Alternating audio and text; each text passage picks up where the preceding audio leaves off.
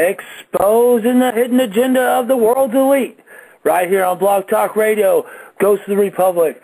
I'm your boy GhostDawg, and right now we're going to go to headlines from the front lines. Hey, what's up, brother? So good to be back. How you doing tonight? Doing good, doing good. We missed you, Dominic.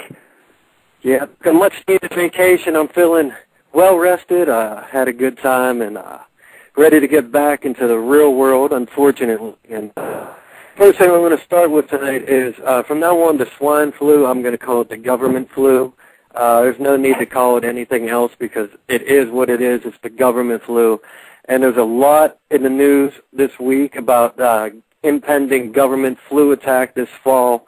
First thing is a health care bill is going to fund state vaccine teams to conduct interventions in private homes. And this is a health care reform bill. It was approved last week by the Senate Health, Education, Labor, and Pension Committee. And the committee's official summary of the bill says the following. It authorizes a demonstration program to improve immunization coverage. Under this program, CDC will provide grants to states to improve immunization coverage of children, adolescents, and adults through the use of evidence-based interventions. States may use funds to implement interventions that are recommended by the Community Preventive Service Task Force, such as reminders or recalls for patients or providers or home visits. Now, what exactly is the state going to do when it starts sending people to implement interventions in private homes designed to improve immunization coverage of the children? The draft of the bill posted on the committee website provides more details.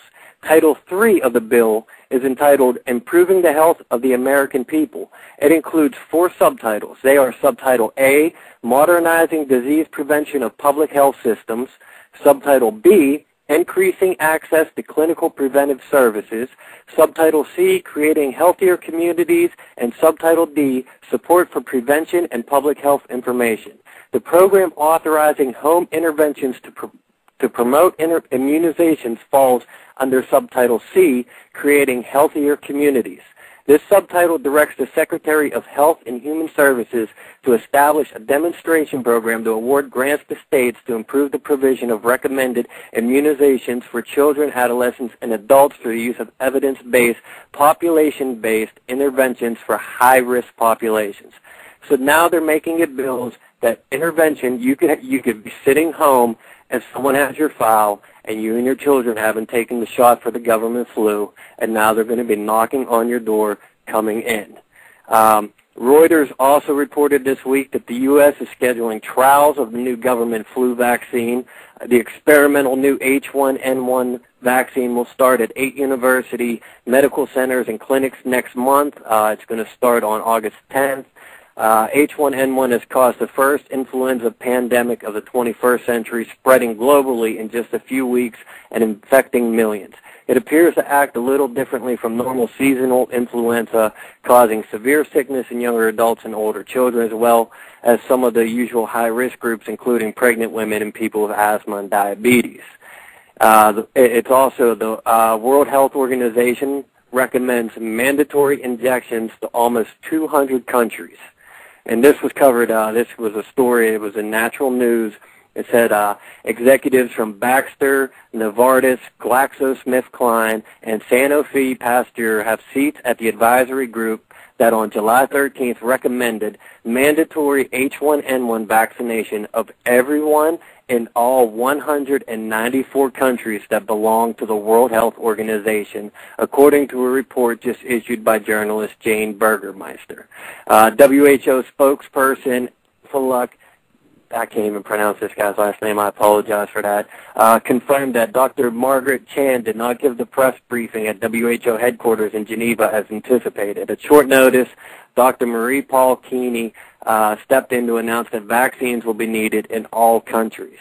And then we have, out of the UK, there's a story that dozens are falling victim to side effects of the government flu drug. The agency that licensed medicines in Britain has received 150 reports of suspected adverse reactions to the Tamiflu treatment for swine flu. The figure was released yesterday as GP said some patients were choosing not to take the drug because of concern about the possible side effects. I watched last night the 60 Minutes story from, I believe it was like 1977, 1978, and they covered the CDC and the FDA and how they did all this. And all these people, 4,000 people, they ended up paralyzed. These vaccines, just like today, history is repeating itself. The stuff isn't tested. They're going to do small little trials, but by the time the trials even begin, before they could even find out anything, it's going to be the fall, and the outbreaks are going to be starting. And I mean, everywhere you look, if the media is telling us it's coming, they're prepping us, just like before 9/11, they prepped us with stories about bin Laden started popping up in the media in the months before, and terrorists, and it's conditioning, and this is what's going on right now. Oh, definitely. And all these companies that you just named off, Baxter, and what was the rest of them?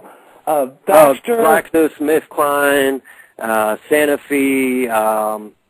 God, I closed it now. I don't have the names right in front of me. That's okay. Again. That's enough right there. But these are the culprits right there that have put this stuff out there, and it's going to be 1972 or whatever it was, all over again on a mass scale, a global scale. We're going to have a couple people dying from the actual virus and thousands upon millions dying from the vaccines that's being forced down our throats. And at someone's profit. Somebody has produced all these vaccines, not because they love the world and they want to save us all from this death, you know. They want to make money. And so they put this out there and they make it mandatory shots for everybody. And it's a great way for the New World Order to achieve exactly what they've stated in print and over and over again, that they want to get rid of 80 to 90% of us off the face of this earth as useless eaters, and this is a great way to do it. Absolutely. And the four companies named, it was executives from Baxter, Novartis, GlaxoSmithKline, and Sanofi Pasteur. So, and we just reported last week that Baxter was caught shipping live N1H1 virus with vaccine materials. So that right there shows that they've set this up, and the way it spread earlier this year, it popped up in weird different places all over the place, like it was seeded out there, instead of starting in one place and spreading out, just like you've seen on every outbreak movie you've ever seen on TV, where it shows the country and it shows it going red from one end to the other. You know what I mean? It shows the spread of the virus. Well, this didn't happen like that. There was no spread of the virus.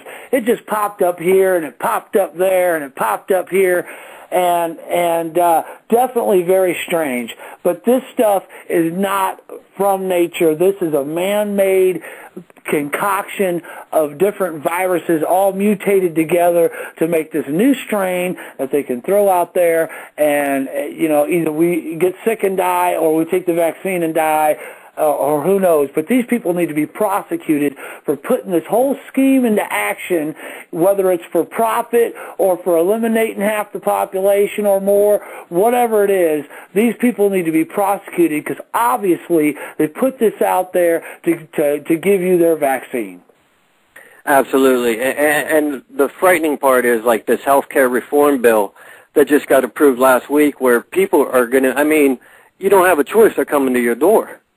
They're coming in your house. Like, they got your name. They know whether or not you've taken the shot. This is stuff out of, like, science fiction films 40 years ago. It's reality today. And maybe that's part of why it was science fiction 40 years ago, was to, like, make people go, oh, ha, ha, ha, point at you and laugh when you say this stuff.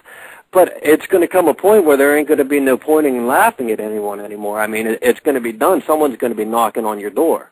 You ain't going to be laughing then. You ain't going to be pointing at someone then. And, you see, I don't know if you saw Chris Matthews. There was a story. MSNBC is calling us all, he's saying we're psychologically insane and we're crazy if you question 9/11 or you think the Bilderberg Group is, guiding world events, and people are worried about, they're going to take away our guns and this and that, and they're like, oh, you're nuts, and they want to put this out there. But no, their own stories that they release in other ways, if you look at it, they're telling us, they're conditioning us.